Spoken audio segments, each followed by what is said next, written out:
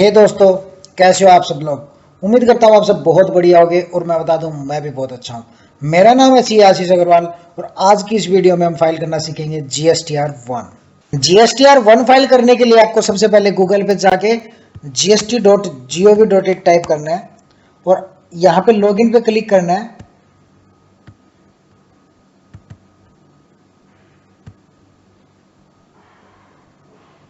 और अपना user name और पासवर्ड डाल के लॉगिन कर लेना है। जीएसटी का डैशबोर्ड ओपन हो गया।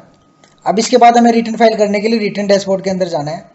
रिटर्न डैशबोर्ड पे जाने के लिए आप या तो यहाँ पे रिटर्न डैशबोर्ड पे क्लिक कर सकते हो या फिर सर्विस के अंदर आप रिटर्न का ऑप्शन आता है, यहाँ से भी रिटर्न डैशबोर्ड के अंदर आप जा सकते हो। ठीक है, जैसे आप रिटर्न डैशबोर्ड के अंदर आ जाते हो तो आपको फाइल रिटर्न का ऑप्शन दिखाई देता है। आप अपनी जो भी रिस्पेक्टिव जिस भी मंथ की आप रिटर्न फाइल करना चाहते हो उसे चूज कर लीजिए। लाइक मेरे को अप्रैल की फाइल करनी है, ठीक है, तो मैंने चूज कर लिया है। GSTR1 के अंदर आ जाऊंगा मैं और ऑनलाइन फाइलिंग पे क्लिक करूंगा। ठीक है, अब इसके अंदर मैं 1 बाय 1 करके एक एक रिकॉर्ड ऐड कर दूंगा। सबसे पहले आपको दिखाई दे रहा होगा B2B इनवॉइसेस। इसके अंदर आपको जो भी अपने गुड्स बेचे हैं रजिस्टर्ड रिसिपेंट को उनकी डिटेल आपको डालनी है बिल वाइज, ताकि उनको जीएसटी का क्रेडिट इनपुट मिल सके। ठीक है, फिर डालनी है आपको B2C इनवॉइसेस, जो लार्ज इनवॉइसेस हैं 2.5 लाख से ऊपर जिनकी वैल्यू है और इंटरस्टेट सप्लाई किए हैं उनकी डिटेल आपको यहाँ पे डालनी है। फिर टेबल 6 के अंदर कौन सी है, एक्सपोर्ट इनवॉइसेस, जो भी आपने जीरो रेटेड सप्लाई किए हैं उनकी डिटेल यहाँ पे डालनी है।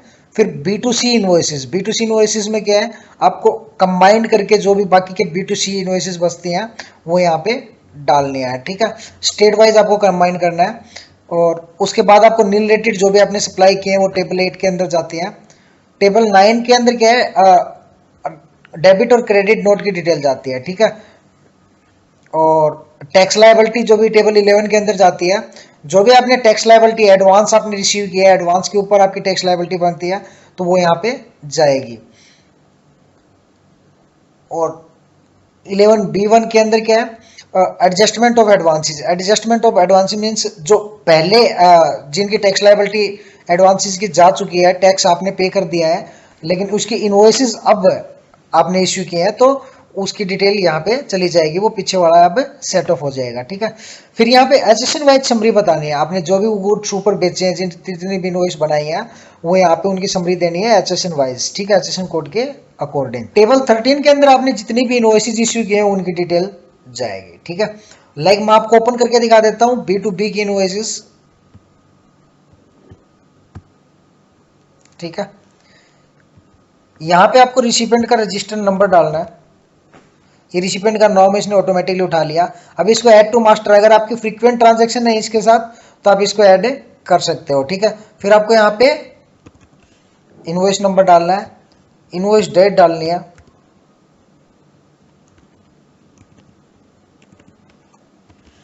ठीक है, टोटल इनवॉइस वैल्यू जो भी आपकी रहेगी टैक्स प्लस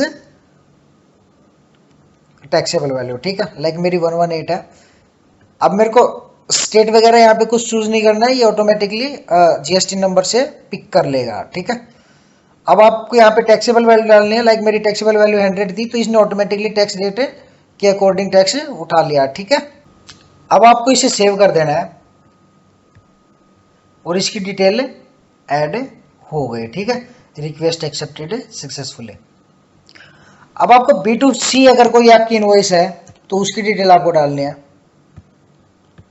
आप एड रिकॉर्ड पे जाओगे, प्लेस ऑफ सप्लाई आप बता दीजिए कहाँ का प्लेस ऑफ सप्लाई है। लाइक मैं बता देता हूँ मेरा गोवा का सप्लाई है। इनवॉइस नंबर मेरी नेक्स्ट इनवॉइस है, मैंने 0204। ठीक है, टैक्सेबल वैल्यू इसमें बतानी है कितने की रहेगी आपकी। ठीक है, मेरी 5 लाख की taxable value, sorry total tax invoice आपको बतानी है। तो टोटल टैक्स इनवॉइस में मेरी वैल्यू रहेगी 11,80,000। ठीक है, यहाँ पे मेरे को सिंगल इनवॉइस की वैल्यू बतानी है, यहाँ पे 10 लाख डालनी है। इंटीग्रेटेड टैक्स ये अपने आप उठा लिया। अब इसको सेव कर देना है तो ये आपकी इनवॉइस ऐड हो गई। ठीक है, इसी तरह से आप बाकी सारी डिटेल ऐड कर लीजिए। जो भी आपकी समरी बनती है आपको एचएसएन वाइज समरी में डालना है। लाइक मेरा सारा का सारा गुड्स एक ही एचएसएन से जा रहा है तो मैं यहाँ पे एक ही एसेशन डाल दूंगा। ठीक है, आप एसेशन चूज कर लीजिए। टोटल इनवॉइस वैल्यू आपकी कितनी बनती है वो यहाँ पे डाल दीजिए, जो भी टोटल बनती है इस एसेशन के अकॉर्डिंग में। ठीक है, रेट आप बता दीजिए, आपको integrated tax, central tax, state tax जो भी रिस्पेक्टिव आपका गया है वो आप बता दीजिए और ऐड कर दीजिए। ठीक है, उसके बाद आप बाहर आएंगे। बाहर आने के बाद आपको क्या करना है, डॉक्यूमेंट इश्यूड बताने हैं, टोटल नंबर ऑफ डॉक्यूमेंट कितने गए हैं। ठीक है, तो आप यहाँ पे टोटल आउटवर्ड सप्लाई के डॉक्यूमेंट कितने गए हैं वो यहाँ ऐड कर दीजिए, from serial number 0012 serial number 002। ठीक है, टोटल नंबर 2 गए हैं, कैंसिल्ड कोई नहीं है, 0। अब इसके अंदर ये हो गया। अब इसको आपको यहाँ पे जाके सेव करना है। ठीक है,